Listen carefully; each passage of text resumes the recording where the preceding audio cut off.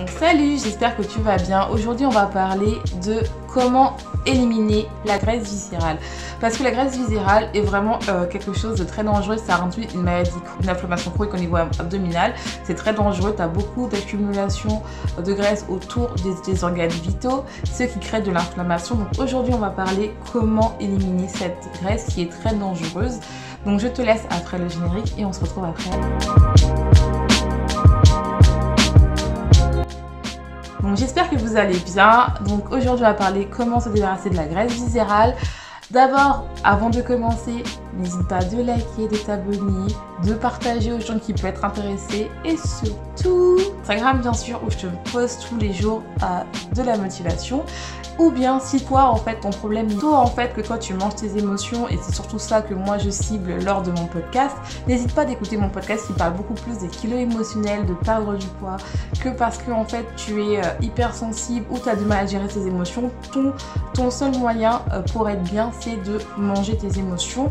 Donc ce que tu fais, tu manges et donc tu prends du poids et c'est pas le fait de manger dans la journée mais toi c'est vraiment le soir que t'en as marre et que tu es là, tu manges et donc tu binges beaucoup. Donc n'hésite pas à aller voir mon podcast. Donc maintenant on va commencer. Avant de commencer à te parler 5 manières comment se débarrasser de la graisse viscérale, je vais te parler de la différence entre la graisse subcutanée et la graisse viscérale.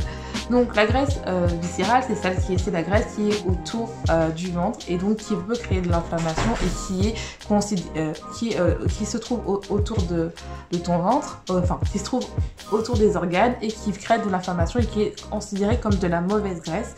Et la graisse subcutanée, c'est-à-dire qu'elle se trouve en dessous de la peau, est considérée comme de la bonne graisse. Cette graisse viscérale, elle est autour de nos organes vitaux qui est l'estomac, le pancréas et le foie qui sont des organes très importants et très très vitaux.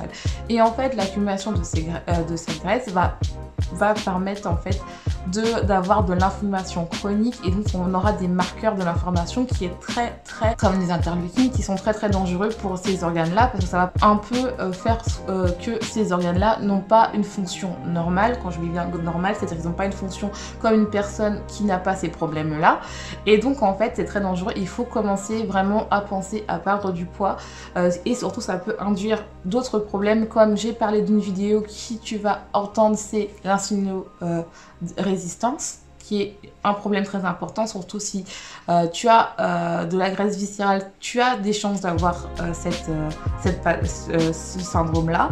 Et aussi, tu peux avoir des maladies chroniques comme le diabète de type 2. Donc, c'est vraiment très important à commencer à perdre du poids et à prendre soin de toi, surtout si tu as ce problème-là. Donc, reste bien jusqu'à la fin où je te donnerai les conseils pour bien débarrasser de ta graisse pondérale.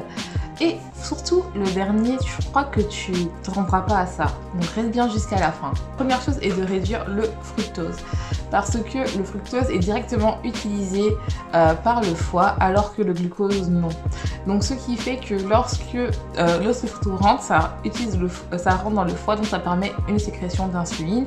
Et si tu es insulino-dépendant, toi-même tu sais qu'il faut faire attention. Donc il faut déjà diminuer. Quelles sont les sources de fructose? Bien sûr c'est dans les fruits, mais franchement la plus grosse c'est vraiment dans tout ce qui est les sodas, les jus de fruits. Donc il faut vraiment éviter. Limite franchement si vous n'arrivez pas à arrêter le fructose carrément, prenez vraiment des fruits à faible indice glycémique, des jus maison où déjà il n'y aura pas un ajout de glucose, de sirop de glucose et de fructose.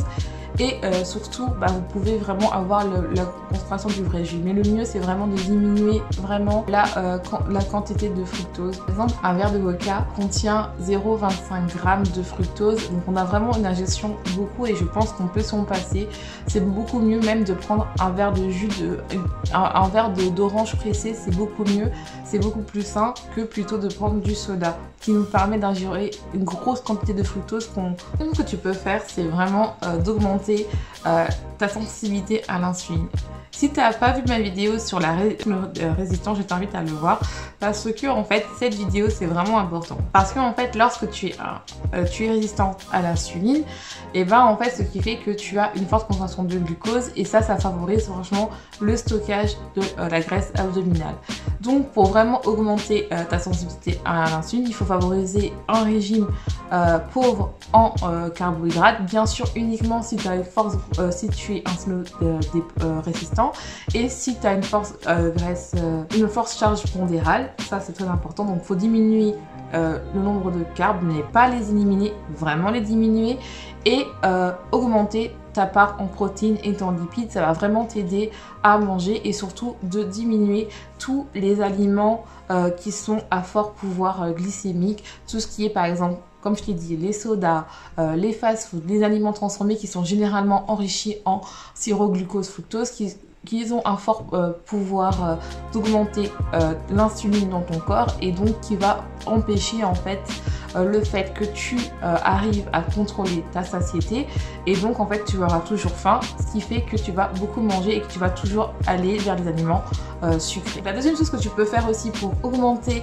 ta sensibilité à l'insuline est de espacer tes repas, c'est-à-dire de soit faire l'intermittent fasting, c'est-à-dire le jeûne intermittent, c'est-à-dire de manger juste dans une tranche horaire. J'ai fait une vidéo là-dessus, évidemment supervisé avec quelqu'un qui t'accompagne, parce que c'est pas un régime qui fait ou bien si tu n'envisages pas de faire ça, tu peux espacer tes repas, c'est-à-dire uniquement manger le matin, le midi et le soir, de pas faire de collation, pour vraiment laisser le temps que ton insuline se régule, et surtout en combinant ça avec un régime avec low carb et beaucoup plus de protéines et de lipides. Chose qu'il faut faire, le stress, c'est-à-dire que le stress va aussi contribuer à ce que tu consommes beaucoup plus, la formation du cortisol qui va t'induire à manger beaucoup plus. Donc le fait de diminuer le stress va te permettre aussi de vraiment réguler ça. Donc comment diminuer le stress? En faisant de la méditation, en dormant beaucoup plus. Il faut dormir, ça permet de réguler vraiment le taux d'hormones, et surtout en essayant vraiment d'être moins stressé. Donc méditation, yoga, du sport à chaque fois que tu sens que tu es stressé, et aussi d'écrire tes pensées. Donc j'espère que cette vidéo t'aura plu, n'hésite pas à liker, à partager, et surtout on se retrouve pour une prochaine vidéo, et n'oublie pas, sois ta propre vérité.